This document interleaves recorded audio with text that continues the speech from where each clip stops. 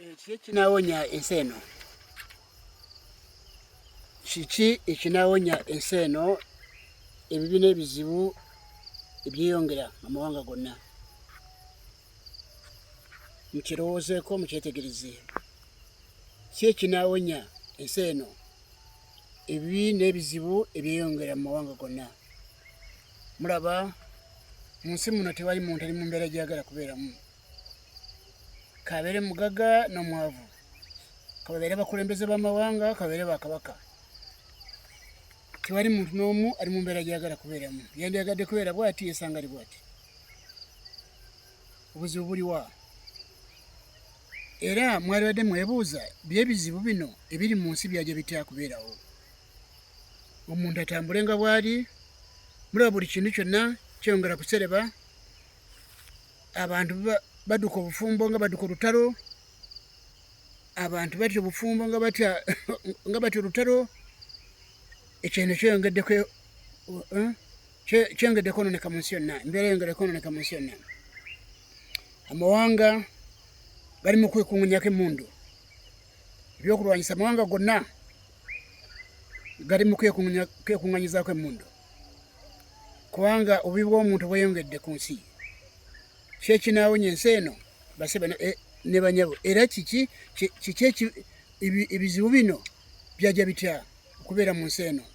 Ebibuuziza buli muntu obutuuliro.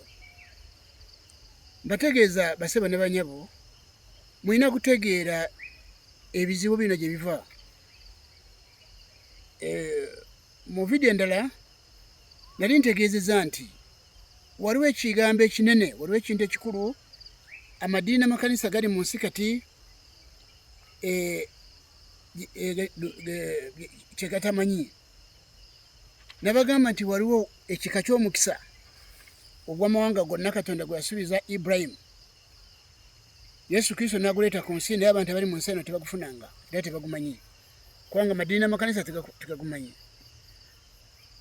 Ogwo omukisa ogwo Katonda gulaga mu kitabo ky'Olubereberye essula 12:3, ne mu kitabo kyekimu ky'Olubereberye essula 22:18, ate kyongera okulabika Bikolwa by'Abatume essula 3 olunyiri 25-26. Omukisa ogwo Katonda gwe yasuubiza Ibulayimu kyekibula mu nsi, naye Katonda okusobola kuteesa asobole okulangirira omukisa guno eri Ibulayimu, kiki kyali kivuddeko ekizibu?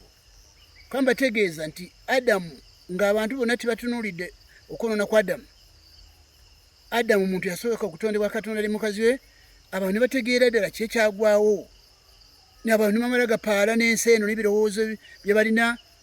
Ensi eno yakwengera kubonaabona, embeera yakwengera kwonooneka, kutuusa ng'abantu bategedde lwaki ebibi n'ebizibu biri ku nsi kati.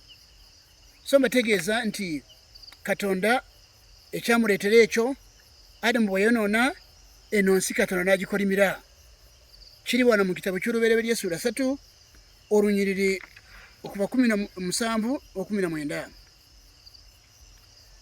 N'agamba Adamu nti, kubanga owulidde eddoboozi lya mukazi wo n'olya ku muti gwe nakulagira nga njogera nti togulyangako, ensi ekolimiddwa ku lulwo.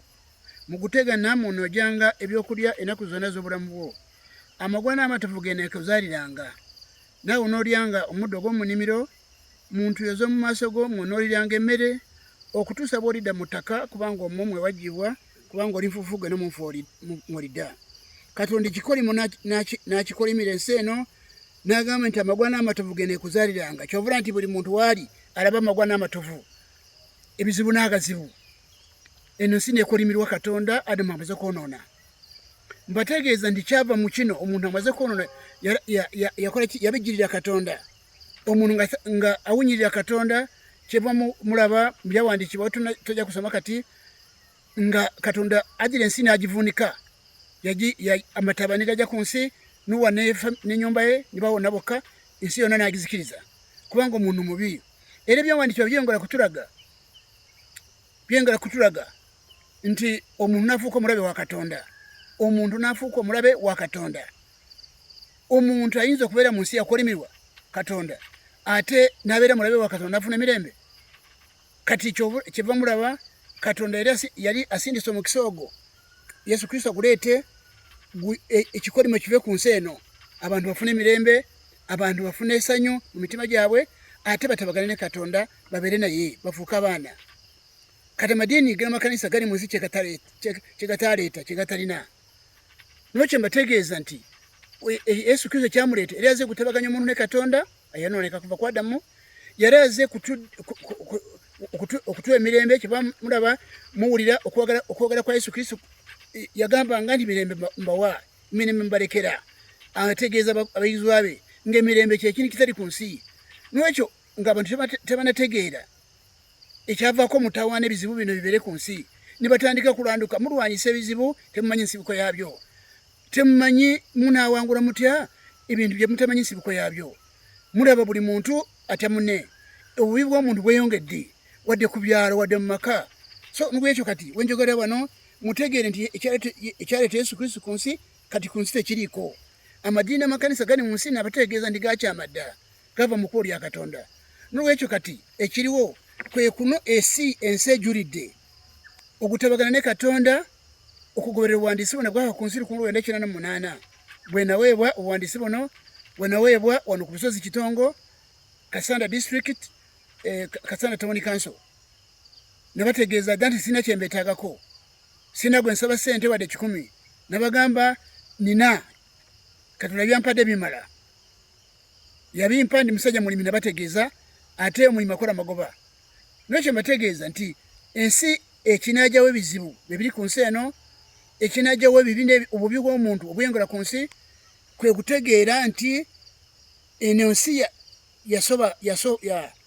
yafuna ekikyamu yakyama kuva eri yeewagula ku Katonda n'ekyo batali nsi kutabagana ne Katonda okuyita mu buwandiisi buno emirembe mugyerabire embeera yakwengera kwononeka ate mutunuulire mmwe abampuliriza obanga bibalemeredde ensi mugira befuukire ekizibu ate abaana bamwe bagenda okukola batya kyenva nabadde mategeeza nti zadde eri mukazi lirabye mu nsi eno kubanga ensi temanyi kyakola n'ekyo buli muntu mumwe abampuliriza bandaba mutegeere nti teri kintu kyonna teri ddagala teri kintu kyonna kigenda kujja obubi bw'omuntu obubi n'ebizibu byongera ku nsi okugira nga abantu bategedde ensibuko yaabyo eno nsi Katonda yagikolimira ensi eri mu mikono gya sitaani abaana bali mu nsi balabe ba Katonda kubanga tebatabagananga ne Katonda Yesu Kristo yaraze kutabaganya omuntu ne Katonda naye amadiini amakanisa tekakireeta amadiini galeeta birala amakanisa galeeta birala kyenva mulaba nago